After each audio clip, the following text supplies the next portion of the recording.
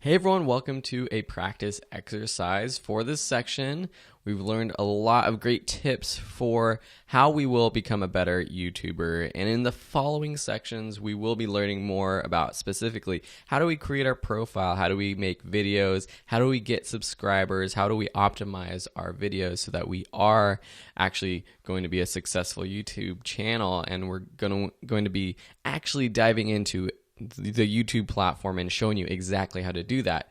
So for this section, I thought it would be a great time and a great exercise to write down your goals.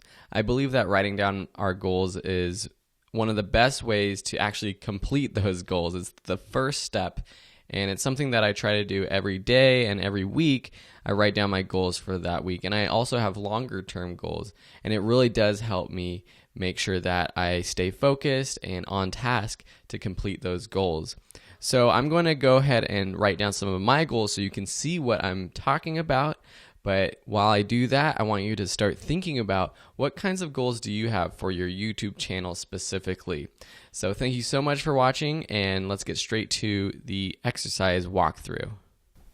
So I'm standing next to my desk, and I have this nice whiteboard, this glass board that I can actually write down my goals on, and I really like this, and I suggest getting some sort of whiteboard or corkboard, something that you can write on or post a paper on right next to your desk, rather than putting your goals on the computer on a Microsoft Word doc or Google Doc or something like that, because that can easily be just thrown away or you don't look at it ever.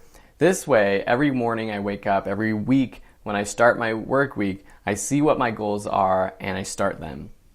When goal setting, we want to remember this acronym SMART, which stands for specific, meaningful, action-oriented, realistic, and timely. And whenever we set a goal, we want to make sure that it's all of these. And the best way to understand this is to actually write down our goals and explain what SMART means with our goals. Now, with our YouTube channel, my advice is to set goals for the views you want to get, the subscribers you want to get, and then the monetary the money that you want to make from YouTube.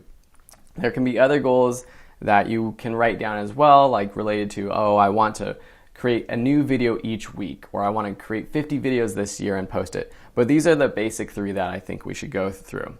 So with views, I just passed 1 million views, and so my next goal is going to be to hit 2.5 million.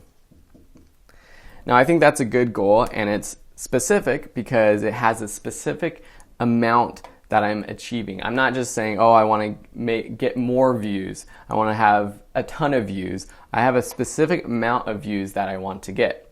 It's also meaningful to me because it's quite a lot of views, and compared to 1 million, it's more than double, and so it would be a lot of growth to get to that 2.5 million.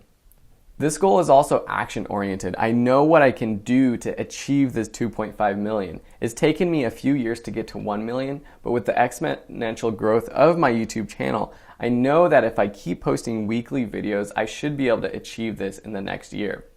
And it's also realistic, this 2.5 million. If I had said my goal for views is to get 100 million views or 1 billion views, that's not very realistic. And while that might happen someday in the future, right now, I know that 2.5 million views is realistic in the upcoming year.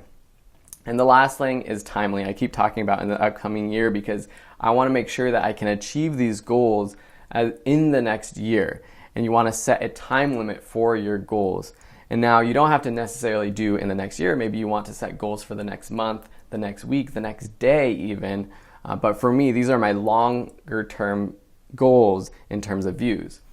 So this 2.5 million views is specific, meaningful, action-oriented, realistic, and timely. Now I'm going to do the same thing with subscribers.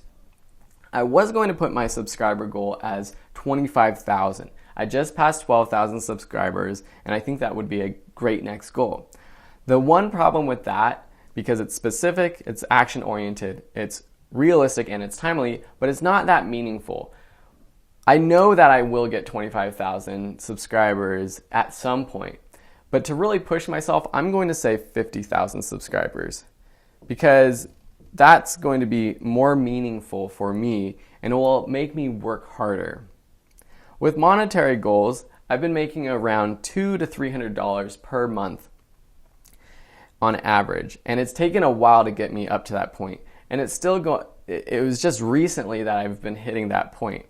And so I'm going to say $500 for this goal. $500 is meaningful. That's quite a lot of money to be making on YouTube.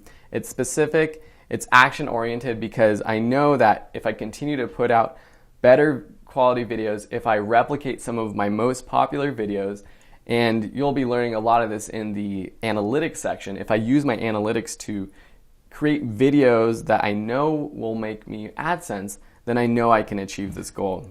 And with all of these, again, I want to do it within the next year. So remember, your SMART goals setting is a great way to set your goals. Just writing down your goals will help you achieve those goals. That's been scientifically proven. So on a piece of paper, on a whiteboard, on something, write down your goals. Make sure they are specific, meaningful, action-oriented, realistic, and timely, and include goals for views, subscribers, and your monetary goals for your YouTube channel. I hope you've enjoyed this goal setting exercise, and I can't wait to see you in the next section.